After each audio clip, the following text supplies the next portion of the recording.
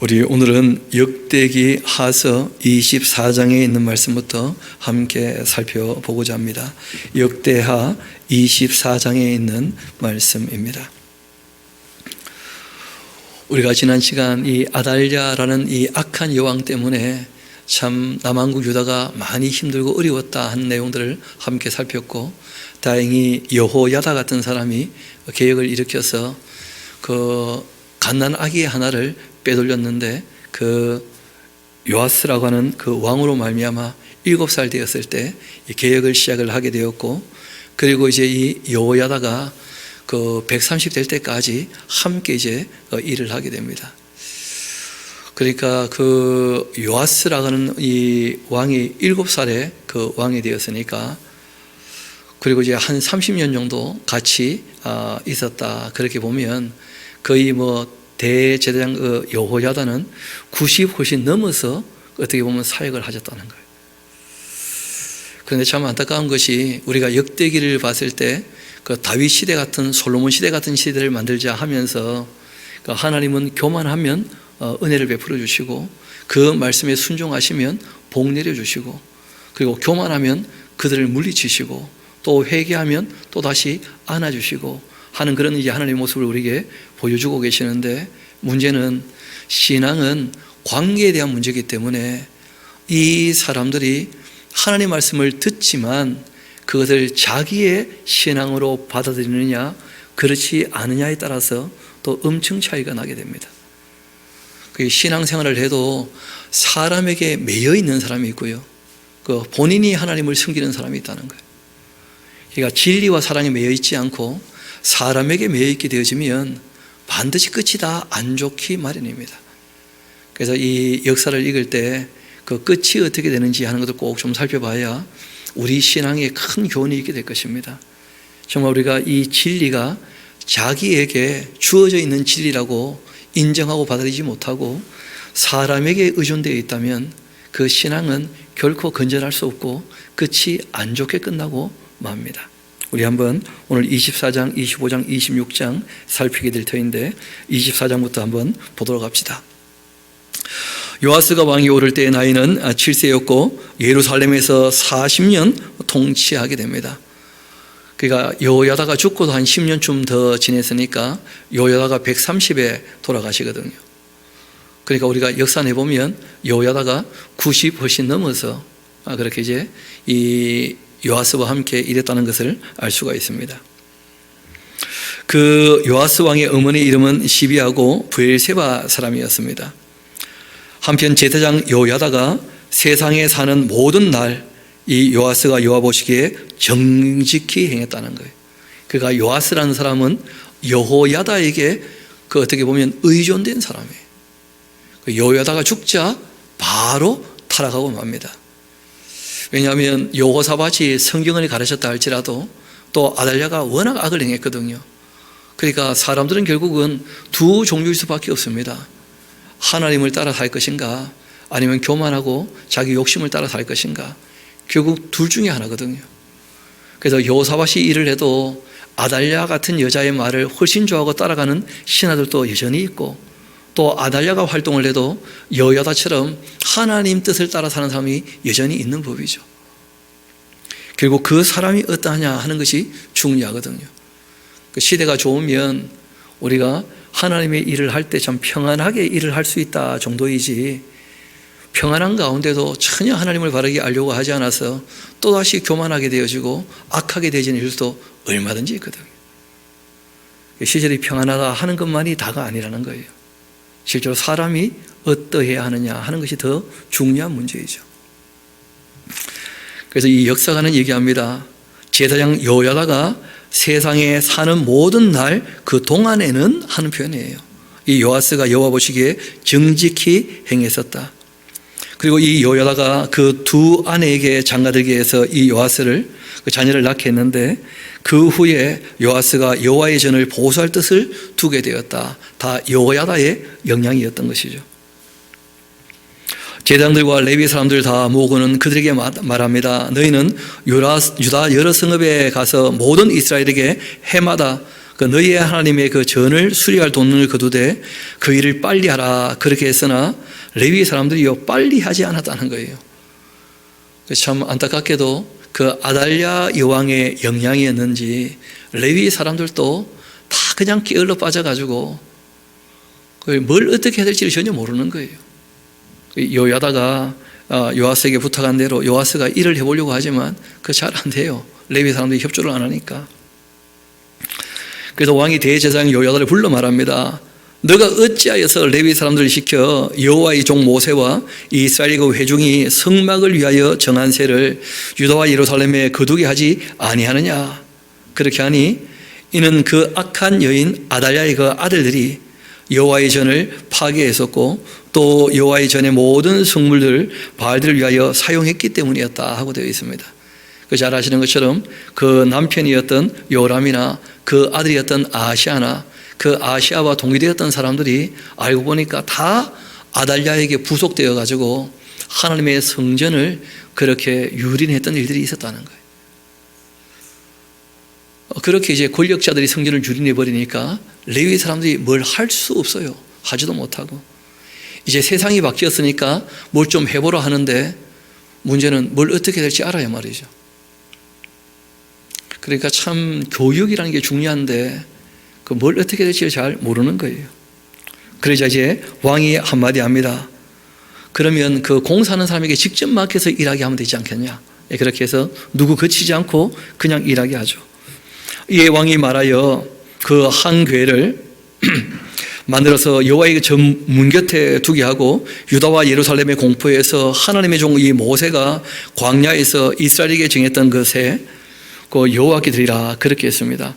그 레위기 27장에 보면 그 세금에 대한 얘기가 나오지 않습니까? 노동력에 따라서 다 세금을 바치도록 그 모든 방백들과 백성들이 기뻐하여 이 마치기까지 돈을 가져다가 궤에 던져 넣었다는 거예요. 그 백성들 중에서는 기쁨으로 하나님을 섬길 마음이 있는 사람들 얼마든지 있었다는 거예요. 알고 보니까 레위 사람들이 언제든지 궤를 메고 왕의 관리에게 가지고 가서 돈이 많은 것 보이면 왕의 그 서기관 제사장에게 속한 관원이 와서 그 궤를 쏟고는 다시 그곳에 가져다가 두고 때때로 이렇게 하여 돈을 많이 거두고 왕과 요야다가 그 돈을 가지고 여호와의 전 감독자에게 주어서 석수목수 고용하고 여호와의 전을 보수하며 또 철공과 녹세공을 고용해서 여호와의 전을 그렇게 수리하게 그렇게 했습니다. 그렇게 이제 기술자들이 맡아가지고 수리하는 그 공사가 점점 진척되었고 여호와의 그 전을 이전 모양대로 견고하게 그렇게 이제 보수합니다.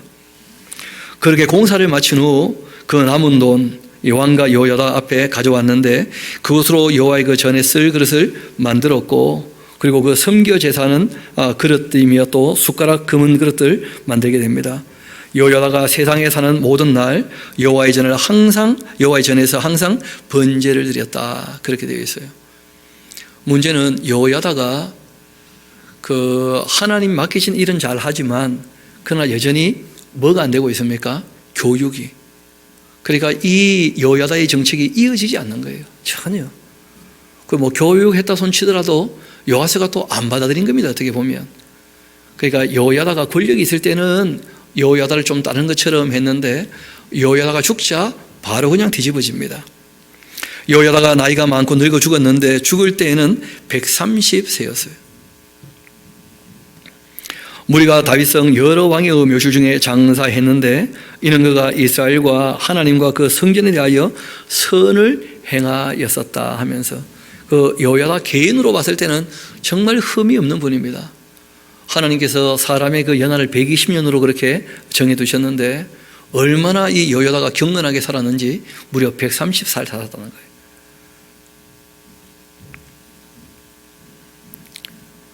이 왕들은 뭐 저 이렇게 성경을 읽어보면 아시겠습니다만은 40, 50대에 대부분 다 죽습니다. 다윗과 솔로몬이 70에 죽었는데 그 오래 사는 거예요. 오래 사는 거 실제로는. 다윗은 70, 솔로몬은 아마 60이었던 것 같아요 보니까. 그렇게 사는 왕은 오히려 오래 살았던 왕들이고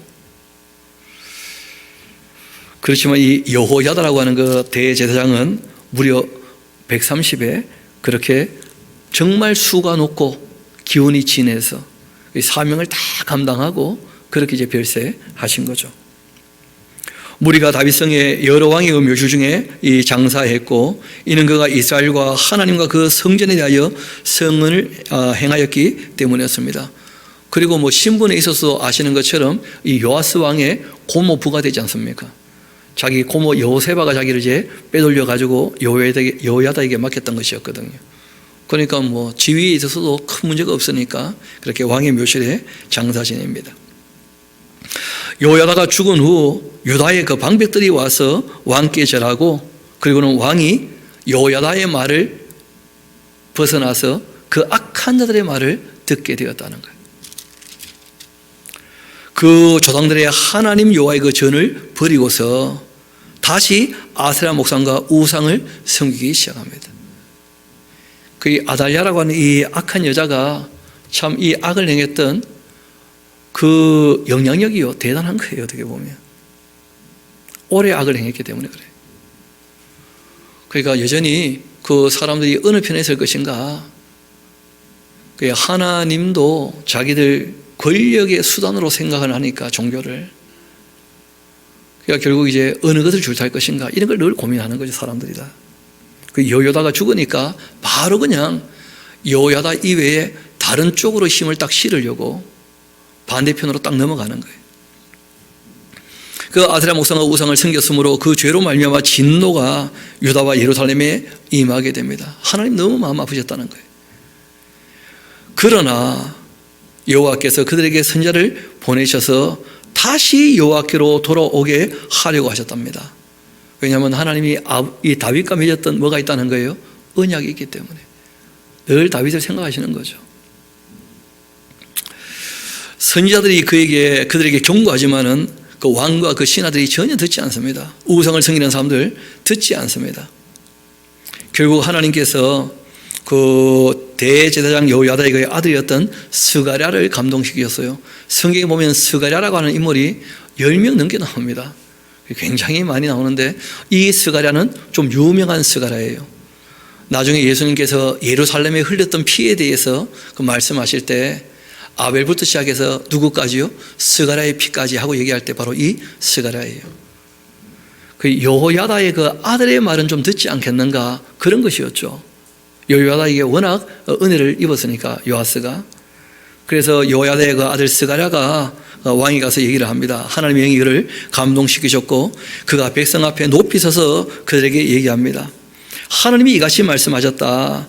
너희가 어찌하여서 여호와의 그 명령을 거역하여 스스로 형통하지 못하게 하고 있냐. 그렇게 하셨나니 너희가 여호와를 버리셨기 때문에 여호와께서 너희를 어떻게 하신다고요? 버리시는 것이다. 하나님께서 먼저 버리시고 그런 일은 절대 없습니다. 관계에 대한 문제인데 사람이 하나님을 버리면 하나님이 끝까지 사랑할 수 없어요. 오래 참고 기다리시지만 돌아오기를 바라시지만 끝까지 안 돌아오면 하나님도 어찌할 수 없다는 거예요. 가룟 유다가 예수님을 배신하면 예수님이 말씀은 하시지만 그 어찌할 수 없어요. 능력으로 되는 게 아니거든요.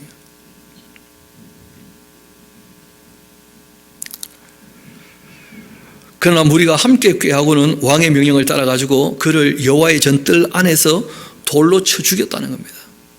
하나님의 말씀을 전하는 그 스가랴를.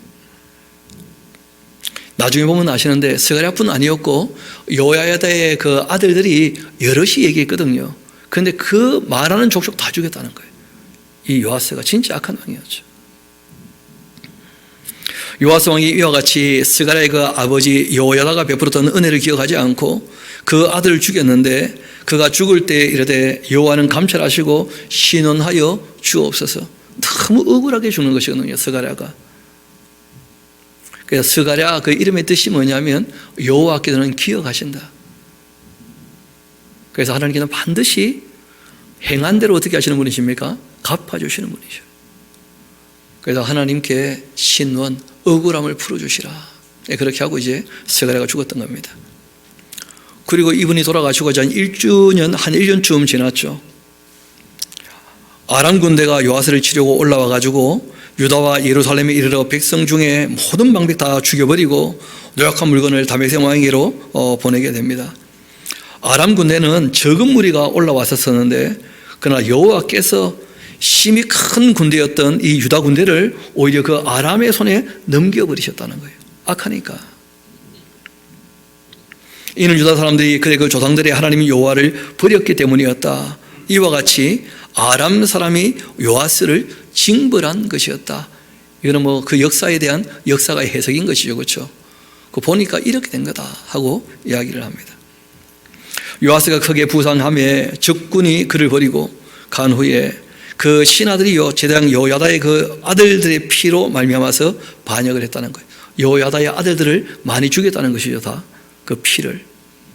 그래서 이 요아스가 전쟁통, 이 난리통에 그 상처를 입게 되었는데, 그런데 그 부하들이 그 왕을 돌볼 생각은 안 하고 오히려 왕을 죽여버렸다는 거예요. 이 나쁜 놈 하면서. 그렇게 반역하여 그를 그 침상에 쳐 죽였고 다윗성에 장사했습니다. 그러나 왕들의 묘실에는 장사하지 않았다는 거예요. 요아스처럼 이 악한 왕은 조상 볼 낯이 없지 않느냐. 예수님이 오셔가지고 죽음 이후의 세계를 완전히 계시하기 전까지는 잘 알지 못해요. 그래서 사람들이 죽을 때 보통 어떤 표현을 썼느냐 하면 열조에게로 돌아간다. 그 죽음 이후에도 이 땅에서의 그 관계가 이어지는 것처럼 사람들이 생각을 했다는 거예요. 왜냐하면 계시가 온전하기 전이었으니까요. 예수님이 오셔가지고 이제 그런 것이 전혀 아니다 하는 것을 알려주셨죠. 그래서 이 요아스는 왕들의 묘실에 장사 지내지 못합니다. 반역한 자들은 암몬 여인 그 시므앗의 아들 사밧과 모압 여인 시므릿의 아들 여호사밧이라. 그 이름들이 참 특이합니다. 왜냐하면 이 샤밧 하는 말이 바로 심판이죠. 심판, 재판. 하나님께서 이렇게 재판하시고 심판하신 것이다. 그 이름들이 그런 이름수여다. 그 어떻게 참 공교롭게도 그렇게 되었는지. 그 요아스가 그렇게 죽고 말았습니다. 요아스의 아들들의 그 사적과 요아스가 중대한 견책을 받은 것, 하나님의 전을 보수하는 그 사적, 이런 것은 다 열왕기 주석에 기록되었다. 그리고 여러분 그 놀라운 것이, 아니 지금 부하가 왕을 죽였잖아요. 그러면 보통 같으면 그 아들이 이 왕이 됩니까? 쿠데타가 일어나서 왕조가 바뀝니까? 왕조가 바뀌겠죠. 그런데 남한국 유다는 그러지 않았다는 거예요. 북왕국은 그 부하가 왕을 죽이면 반드시 왕조가 바뀌었거든요. 그런데 하나님께서 다윗에게 말씀하신 게 있었죠. 너의 위를 이어가지고 계속 왕들이 이어앉게 될 것이다. 그렇게 말씀하셨기 때문에, 그래서 하나님께서 왕조를 바꾸지 않으시고 계속 이어서 다윗의 그 후손들이 왕이 되게 그렇게 은혜를 베푸셨던 겁니다. 그래서 이런 것들은 우리가 역사를 볼 때 그 다윗 가문에 이어지는 하나님의 그 은혜다, 이것 외에는 설명할 길이 없어요. 왜냐하면 그 악하면 징벌을 받고, 징벌을 받고도 안 돌아오면 저주받아가 끝나는 게 원래 당연한 거 아니겠어요? 역사 가운데에서. 그런데 말씀드린 것처럼 쌍무적 언약도 있지만 뭐도 함께 있다는 거예요? 편무적 언약도. 그래서 하나님께서 이 남한국 유다에게는 좀 특별한 은혜를 베푸십니다. 그 다윗을 봐서. 그리고 우리가 더 이어서 보게 되어지면 그 가문을 통하여 누가 또 이 땅에 오셔야 됩니까? 예수님이 이 땅에 또 오셔야 되니까요. 그래서 하나님께서 좀 특별하게 그 집안을 생각하신 거예요. 이어봅시다. 그래서 그 아들 아마샤가 이에 대신하여 왕이 되었다. 그렇게 되어 있죠. 이 아마샤가 왕에 오를 때 나이는 25살이었는데, 그러니까 뭐 그렇게 성숙한 사람은 아니에요. 나이가 아직 어리죠. 25살. 예루살렘에서 29년 통치합니다. 그러니까 뭐 몇 년 못 산 거 아니겠어요? 여러분 그 요아스는 7살에 왕이 돼서 40년 통치했으니까 47에 돌아가신 것이고 50도 못 돼 죽었고, 그 아들은 25세 왕이 되어가지고 29년 통치했으니까 54세 돌아가신 거예요. 제 나이 때 별세하신 거예요. 그러니까 왕들의 그 나이가 그리 길지 못해요. 그의 어머니의 이름은 여호앗단이고 예루살렘 사람인데, 이 아마샤가 여호와 보시기에 정직하게 행하기는 하였으나, 이렇게 되어 있어요. 온전하지 않았다는 거예요.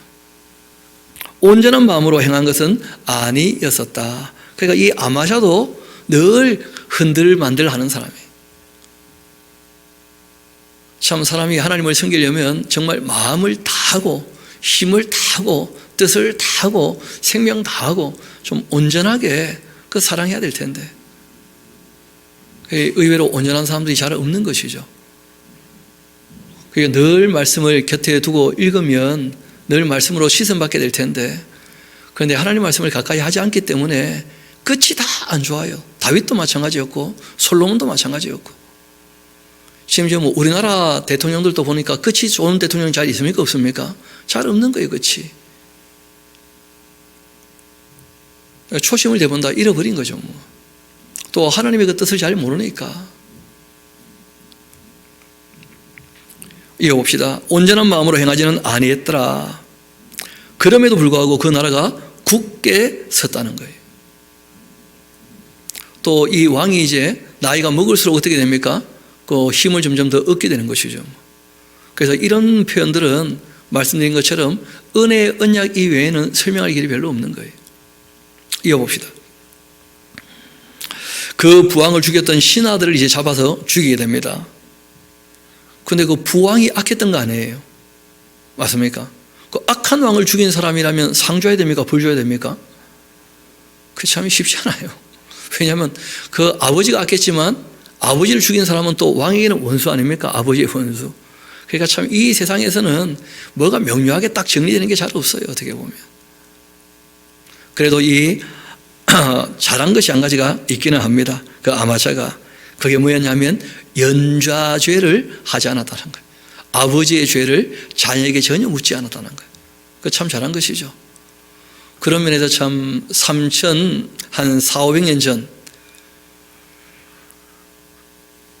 지금 이제 우리로 봤을 때도 그 출애굽할 때 그 역사 아닙니까? 그렇죠? 그 BC 1446년에 나와가지고 하나님께서 시내산에서 언약을 맺을 때 연좌제 하지 말도록 하신 것이거든요. 근데 여러분 잘 아시는 것처럼 동양 문화권에서는 항상 왕에게 문제를 일으키면 어떻게 합니까? 3족을 멸하라 뭐. 중국은 9족을 멸하는 일도 있었다 그래요. 너무 심한 거죠. 9족이면 어떻게 되는 거예요? 그럼 완전히 남일 텐데. 3족을 멸하고 9족을 멸하고 완전히 뭐.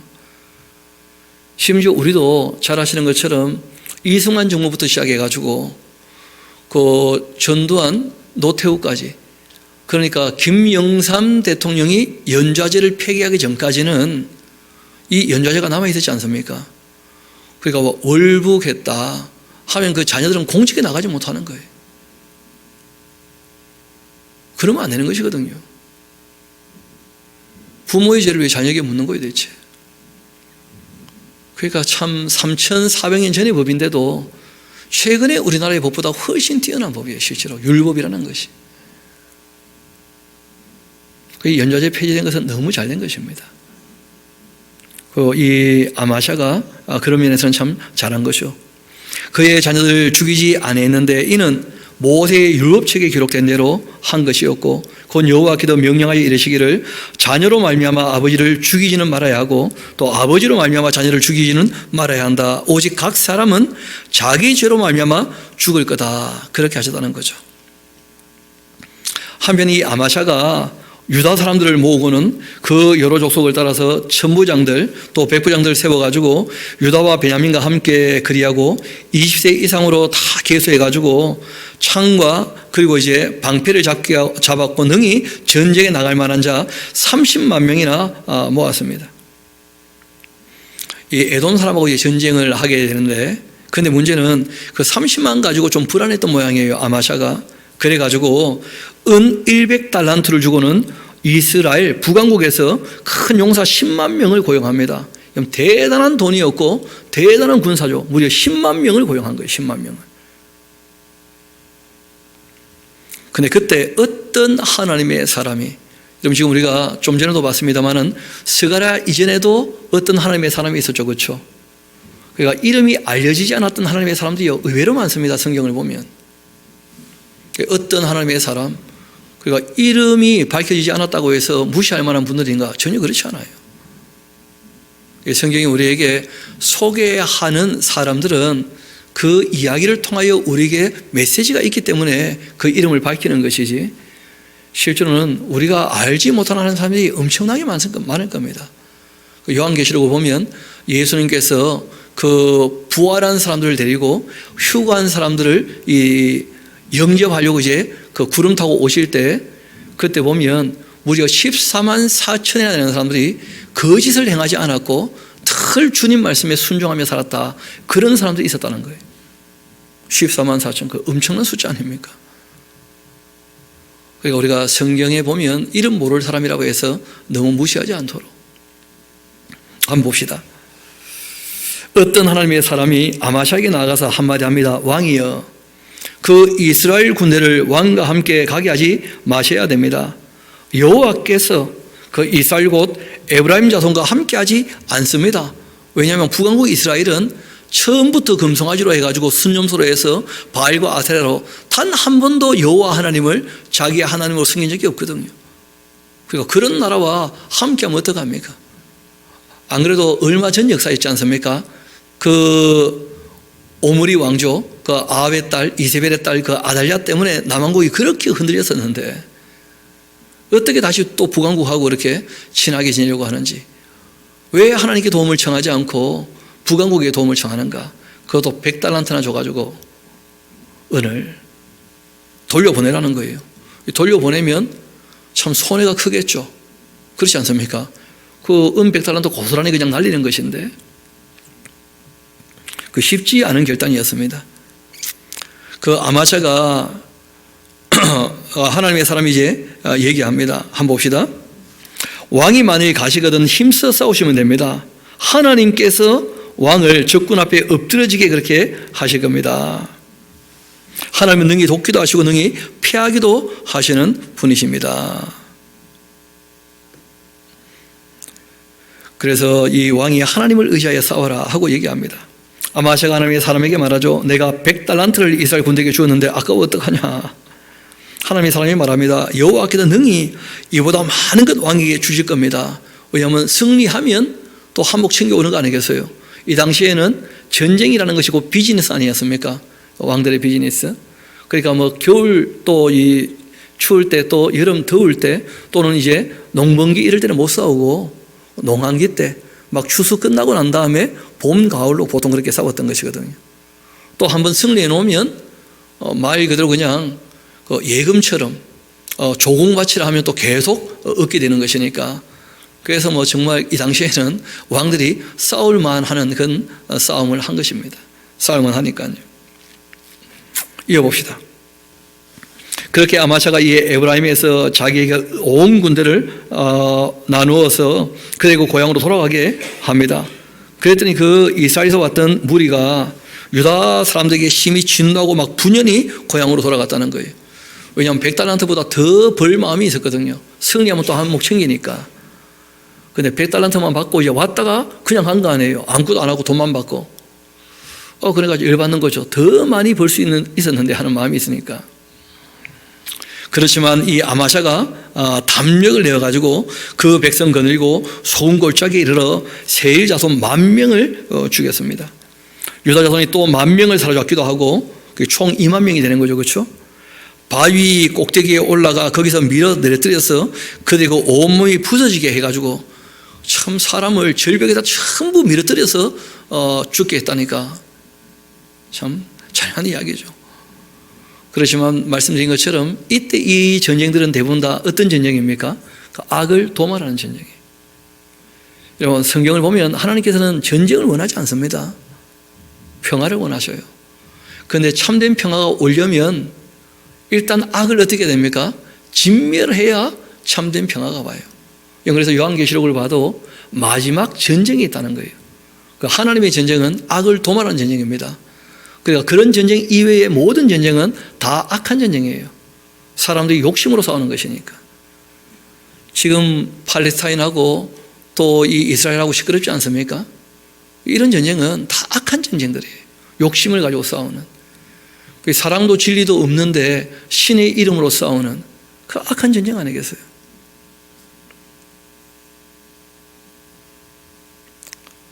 그러니까 뭐 늘 그 자기들이 살던 땅을 빼앗겼던, 잘 아시는 것처럼 이미 이스라엘은 그 흩어진 게 2000년 가까이 됐지 않았습니까?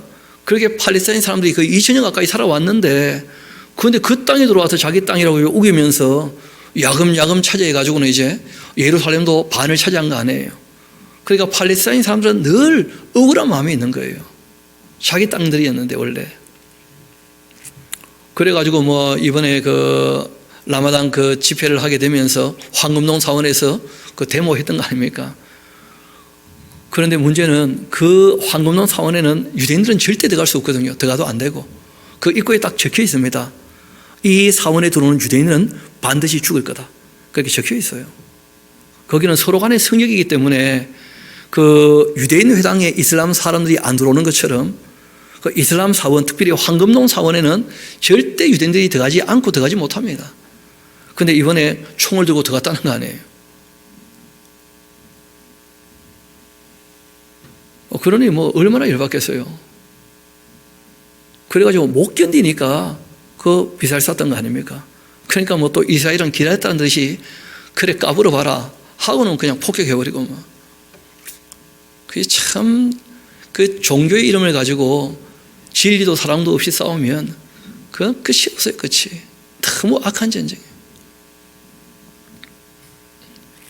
사람이 악하면 그 전쟁들이 끝나지 않는 것이죠. 하나님께서 악을 진멸하셔야 전쟁이 진짜 끝나게 되고 참된 평화가 오게 됩니다.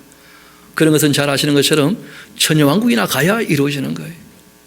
그게 마음 아프지만 뭐 안 되는 거 어쩔 수 없어요. 기도하지만 참 안 될 걸 뻔히 알면서도 기도는 합니다. 저도 평화를 원하니까요. 거의 미얀마 사태를 봐도 참 마음 아픈 것이고. 이어봅시다. 아마샤가 자기와 함께 전장에 나가지 못하게 하고는 그 돌려보냈던 군사들, 그 북왕국 사람들이죠, 그렇죠? 사마리아에서부터 베드론까지 유다 성읍들을 약탈하면서 사람 3,000명을 죽이기도 하고 물건을 많이 노력했다는 거예요. 어쩔 수 없죠, 뭐. 왜냐하면 북왕국 이스라엘 사람들이 왔다가 돌아갈 때 기분 좋게 돌아갔습니까? 마음 상해 돌아갔습니까? 마음 상해 돌아갔으니까. 그러니까 뭐 이런 일들은 있을 수밖에 없는 거예요. 오히려 참 리스크가 적은 거죠, 어떻게 보면. 함께 전쟁했으면 그 다음 어떻게 될지 몰라요. 10만하고 30만하고 그 에돔 사람들 그 약탈할 때 서로 간에 또 안 싸우겠어요, 그래요? 그러니까 그런 데 비해서는 너무 적은 숫자지만 그래도 참 이미 문제를 일으켜버리면 그러면 영향을 받을 수밖에 없는 겁니다. 이어봅시다. 아마샤가 에돔 사람을 죽이고 돌아올 때에 참 이 어리석은 사람인데 세일 자손의 신들을 가져왔다는 거예요. 아니 에돔 사람도 지키지 못하고 보호를 못하는 그 우상을 왜 들고 오는 거예요 대체 이 아마샤가. 이유는 단순해요. 율법을 무시한다는 거예요. 나 외에 다른 신을 내게 있게 하지 말라 하는 그 하나님의 율법을 전혀 이 사람이 마음에 두지 않아요. 아마샤가. 이어봅시다.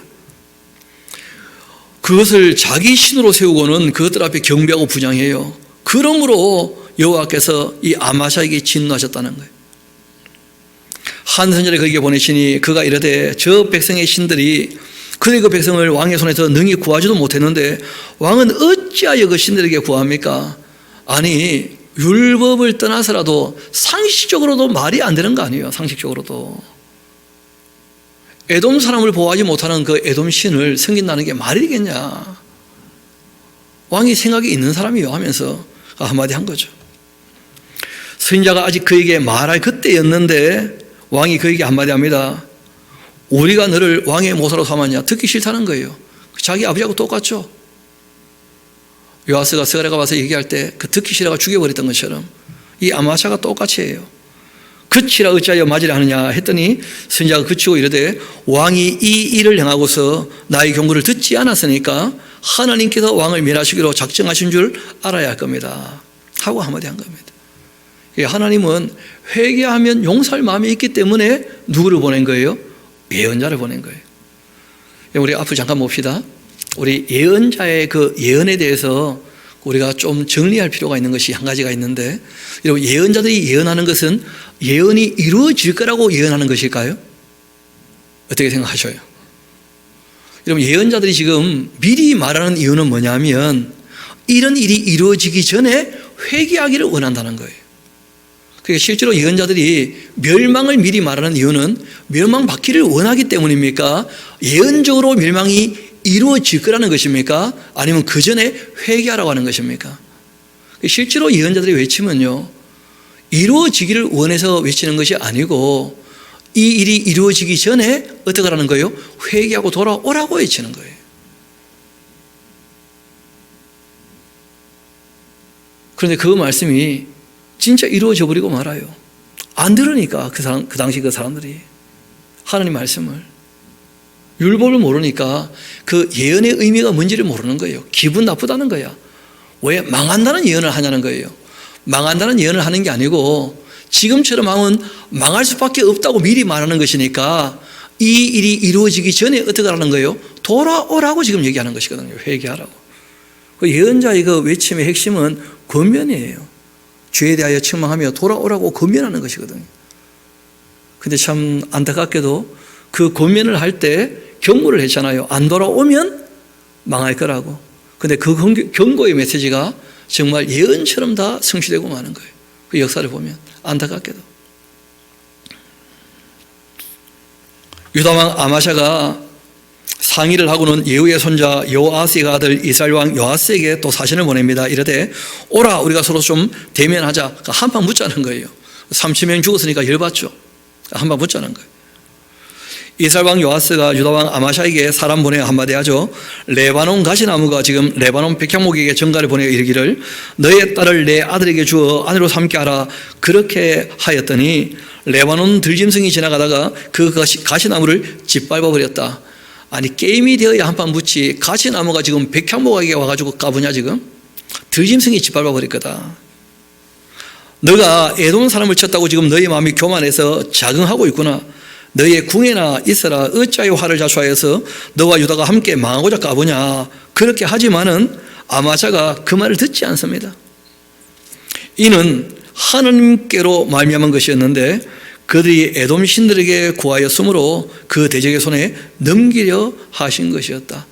여러분 성경에 보면 그런 표현들 종종 나오죠. 하나님께서 완악해 하사. 그 말은 회개하려고 하는데 회개 못하게 하시나 그런 뜻이 아니고 회개하지 않고 완악한 대로 남아있으려고 하니까 하나님께서 완악하게 그냥 내버려 두셨다는 뜻이에요.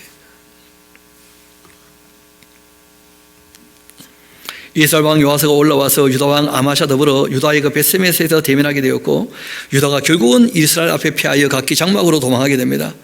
이스라엘 왕 요아스가 벳세메스에서 요아스의 그 손자 요아스의 아들 유다 왕 아마샤를 사로잡고 그리고는 예루살렘에 이르러 예루살렘의 성벽을 에브라임 문에서부터 성모퉁이 문까지 400규빗 한 200m 정도를 허물어 버리고 또 하나님의 전 안에서 오벳 에돔이 지키고 있던 모든 금은과 그릇과 왕궁잼을 다 빼앗아가 버렸어요.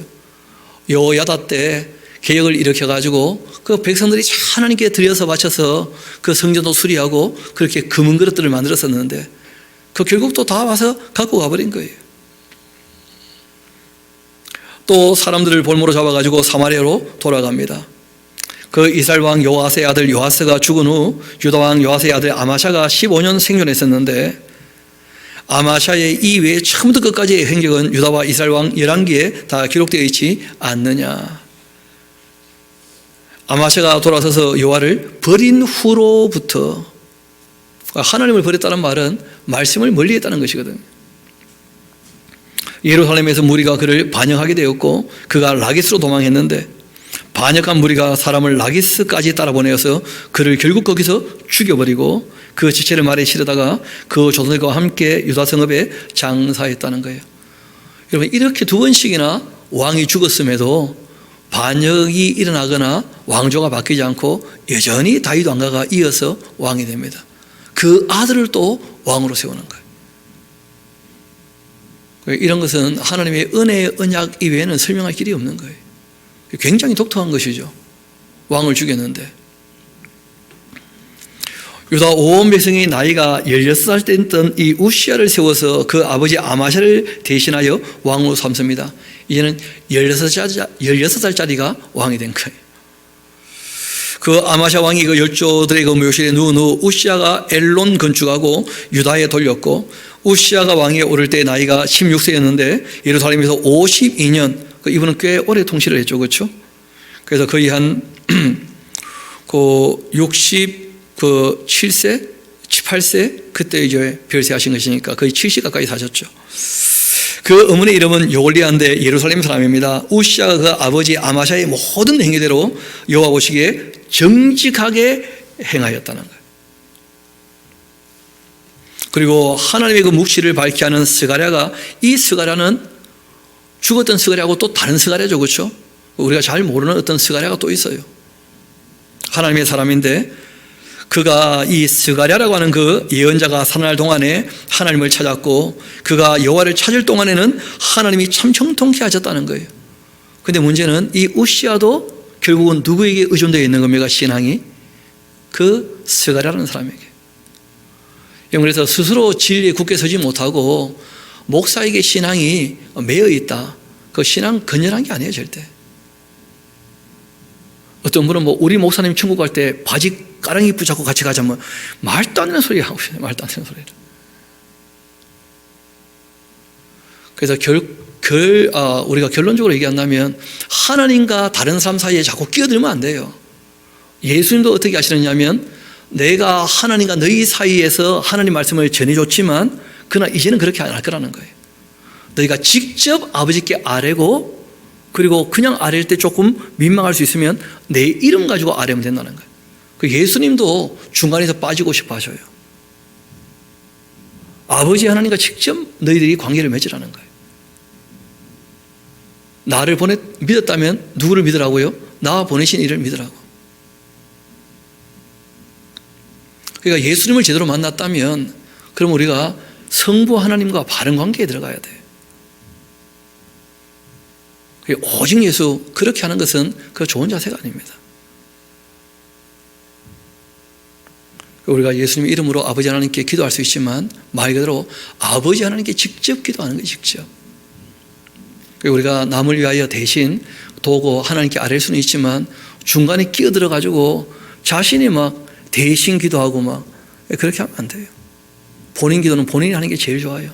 예수님도 직접 그렇게 말씀하셨어요. 예수님도 성령님도 위하여 기도하십니까? 안 하십니까? 우리를 위해서 간구하신다고 되어 있잖아요. 성경에 보면 로마서 8장에 그는 그분들이 알아서 다 하실 것이고, 우리가 빌 바를 알지 못할 때 우리를 위하여 대신 간구해 주실 것이고, 우리에게 부탁하신 것은 내 이름 가지고 너희들이 직접 아버지 하나님께 기도하라는 거예요. 그러니까 봉투 들고 가서 기도 부탁합니다, 그런 거 하지 마요. 예수님 딱 싫어하시는 거니까. 어려운 일이 있을 때 함께 기도해 주시면 좋겠습니다 할 수는 있지만 본인이 기도하는 것이 제일 잘하는 거예요. 골방에서. 참 이 안타까운 사람들, 사람에게 의존된 신앙을 갖고 있는 사람들, 그 끝이 다 안 좋았다는 거예요. 참 안타까운 것이 목사님들이 대부분 다 말씀을 가지고 시작했다가 목회를 하면서 점점 말씀을 떠나버리게 되어지고, 결국은 이제 사람들 숫자에 또 성도들이 좋아하는 데 관심 갖다 보니까 교회를 결국은 방언교처럼 만들어가지고 이상한 신비 연상에다가 교회를 다 팔아먹는 거예요. 그냥 끝이 너무 안 좋은 거예요. 끝이. 지금 한국교회가 그렇게 가고 있지 않습니까? 말씀을 떠나니까 교회가 끝이 안 좋은 거예요. 끝이. 너무 안타깝죠. 다시 우리 말씀으로 돌아오시다. 하나님의 묵시를 밝히 아는 그 묵시가 아니고 계심이다. 계시. 묵심은 어떻게 알겠습니까? 모르게 해놓은 게 묵시인데, 누구는 알고 누구는 모르고 또 그러면 안 돼요. 하나님 다 알기를 원하셔요.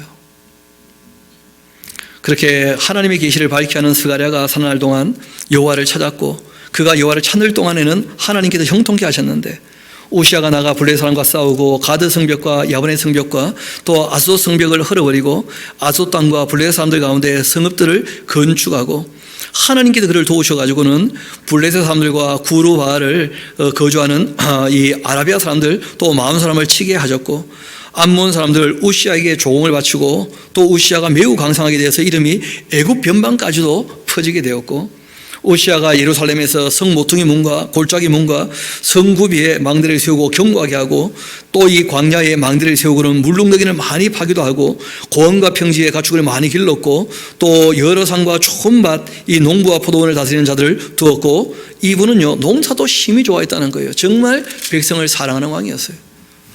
그래서 여러분, 이 백성은 결국은 치산치수 그런 얘기 하지 않습니까? 고대 통치는 물을 어떻게 관리하느냐가 관건이었어요. 왜냐하면 물을 관리를 잘해야 농사가 되는 것이고, 그래야 백성들이 다 배부르게 먹고 살거든요. 그래서 이 왕은 농사에 관심이 많고 물에 관심이 많았다는 거예요. 또 우시야가 싸우는 그 군사가 있는데, 서기관 야엘과 또 병령장 그 마세야가 직접 조사한 수요대로 왕의 지휘관 하냐의 그 휘하에 속하여 떼를 지어 나가서 싸웠는데, 족장의 총수만 해도 2,600명, 모두 큰 용사였고, 그 휘하의 군대가 30만 7,500명, 건장하고 싸움에 능하여 왕을 도울 적을 치는 자였고, 우시야가 그 온 군대를 위하여서 방패와 창과 투구와 갑옷과 활과 물맷돌을 준비했다는 거예요. 옛날 위세를 많이 회복을 한 것이었죠. 그렇죠? 또 예루살렘에서 이 재주 있는 사람들에게 무기를 관하게 하며, 또 망대와 성곽 위에 두어서 화살과 큰 돌을 쏘는, 큰 돌을 쏘게 하는 것이 그 공성태 그런 거 아니겠어요? 그렇죠? 이렇게 나무 기울여 가지고 밧줄로 당겼다가 탕 끊으면 촥 해가지고 이 돌이, 큰 돌이 날아가게 하는, 이 돌을 쏘고 던지게 했는데, 그의 이름이 그렇게 널리 퍼진 이유는 기이한 도심을 얻어서 강성케 되었다는 거예요. 그 누가 봐도 아마샤 다음에 우시야가 잘 될 거라고 생각을 못 했는데, 근데 놀랍게도 우시야가 너무 잘 됐다는 거예요. 누가 봐도 기이한 도심을 받았다는 거예요. 왜냐하면 하나님의 사람 스가랴의 도움을 받아가지고 우시야가 처음에는 참 잘했다는 거 아니겠어요? 그렇게 은혜를 베푸셨는데, 문제는 그가 강성하여 짐에 그 마음이 교만하게 되었다는 거예요. 그러니까 자기 신앙이 아니었던 거예요. 그러니까 어릴 때 왕이 되어가지고 자기를 지도하는 사람이 있을 때는 예의하고 잘 따르더니, 결국 자기 손에 힘이 주어지니까 내가 왜 네 말을 들어야 돼? 하나님의 말씀이라는 것을 전혀 인식하지 못하고 있었던 거예요. 스가랴를 통해서 전해주시는 하나님의 계시를 잘 아는 스가랴가 얘기를 했던 것이었거든요. 그러니까 왕이 스스로 하나님 말씀을 봤다는 거예요? 안 봤다는 거예요? 안 봤다는 거 아니에요. 여러분 잘 아시는 것처럼 왕이 될 사람에게 부탁하신 게 몇 가지 있었잖아요. 안 할 것도 있었고 할 것도 있었는데, 안 할 것은 여자 많이 두지 말고 금은을 많이 두지 말고 군마를 많이 두지 말라고 부탁하셨던 것이었고, 신명기 10장을 보면 해야 될 것은 무엇이었습니까? 하나님 말씀을 등사해가지고 머리맡에 두고 늘 읽으라고 부탁을 하셨어요. 그렇게 해야 하나님을 경외하고 백성을 겸손히 섬기게 될 거라고. 그런데 사울부터 시작해서 어느 한 왕도 그렇게 한 왕이 없었다는 거예요. 그래서 끝이 다 안 좋아요. 그가 강성하게 되자 그 마음이 교만하게 되었고, 악을 행하여서 그의 하나님 여호와께 범죄하되 곧 여호와의 그 성전에 들어가 향단에 분향하려 했고, 제사장 아사랴가 여호와의 그 용맹한 제사장 80명 데리고 그 뒤를 따라 들어가서 우시야 왕 곁에 서서 그에게 한마디 합니다. 우시야여, 여호와께도 분향하는 일은 왕이 할 바가 아니지 않습니까? 그러니까 분수에 넘치게 행동하지 말라는 거예요. 자기 일을 해야지. 오직 분향하기 위하여 구별함을 받은 아론의 그 자손 제사장들이 할 바니까 성소에서 나가소서. 왕이 범죄했으니까 하나님 여호와에게서 영광을 얻지 못할 겁니다. 이 우시야가 손으로 장로를 잡고 분향하려고 합니다. 여전히 아주 못된 고집을 부리는 거죠. 그렇죠? 그러니까 무지한 것도 문제고요, 고집 부리는 것도 문제라. 무지 자체가 죄가 될 수는 없는데요, 근데 무지하면 쏟기 쉽다는 거예요. 고집 자체가 죄가 되지는 않습니다. 왜냐하면 우리가 의지력을 가지고 꼭 올곧게 가야 될 길도 있지 않습니까? 근데 무엇 가지고 고집 부리냐는 거예요. 무엇 가지고.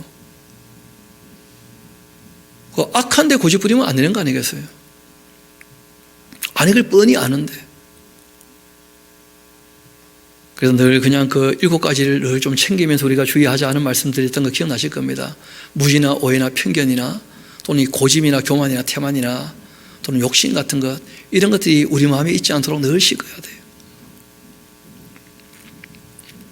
우시야가 손으로 향로를 잡고 분향하려 하다가 화를 내었는데, 충분히 기회를 줬는데 끝까지 돌이키지 않으니까 그가 제사장에게 화를 낼 그때에 여호와의 그 전안 향단곁 제사장들 앞에서 그 이마에 순식간에 나병이 생겼다는 거예요. 특별한 사건이었죠. 여러분 잘 아시는 것처럼 순식간에 나병이 생겼던 그런 하나님의 징계가 몇 번 있었습니다. 여러분 그 미리암이라는 분 기억나시죠? 그 하나님께서 세웠던 그 질서를 무너뜨리면서 분수에 넘치게 행동했을 때 그때 이제 하나님께서 미리암에게 나병 들게 하셨던 일이 있었어요. 또 기억나실 겁니다. 그 게하시라는 사람, 나만 장군은 하나님께 은혜를 입어가지고 나병이 나았었는데 그 엘리사 앞에서 교만하게 행동한 거 아니에요. 엘리사가 하지 말라고 했었는데 돈 욕심 때문에 아주 교만방자에게 분수에 넘치게 행동하자 그 나만 장군의 나병이 게하시게 들었다는 거 아니에요. 우시아라는 사람도 마찬가지였어요. 아주 교만방자하게 행하니까 삽시간에 그 나병이 그 이마에 들게 된 겁니다. 대제사장 그 아사랴와 또 모든 제사장의 왕의 이마에 나병이 생겼음을 보고는 성전에 급히 쫓아내고 여호와께서 치시니까 왕이 막 겁나가지고 도망갔죠. 오시아 왕이 죽는 날까지 나병 환자가 되었고 나병 환자가 되었다며 여호와의 전에서 끊어져 빌공에 살게 됩니다. 나병 환자니까 부정하니까 하나님께 예배하러도 못 가요. 그리고 끝까지 이 병이 낫다는 거예요, 안 낫다는 거예요? 여러분 이 병은 징계로 임해서 생긴 병 아닙니까? 그러면 회개하면 나을까요, 안 나을까요? 얼마든지 가능성이 있는 거 아니에요? 끝이 다 안 좋다는 게 끝이에요. 그 아들 이제 요담이 왕궁을 관리하면서 백성을 다스립니다. 그러니까 섭정하고 아들이 통치하는, 그러니까 왕들의 연대기를 보면 꼭 죽어야 아들이 왕이 되고 그러지 않습니다. 함께 왕노릇했던 경우들이 종종 있는 것이죠. 우시아의 남은 사적 행적 아모스의 아들 선지자 이사야가 다 기록했지 않느냐. 우시아가 그 조너과 함께 누웠고 그는 나병 환자라 하여 왕의 묘실에 접한 땅 곧 그 조상들의 곁에 장사했다. 그러니까 조상들의 묘실에는 부정하기 때문에 함께 장례 지내지 못했다는 거예요. 곁에다가 이제 장례를 지냅니다.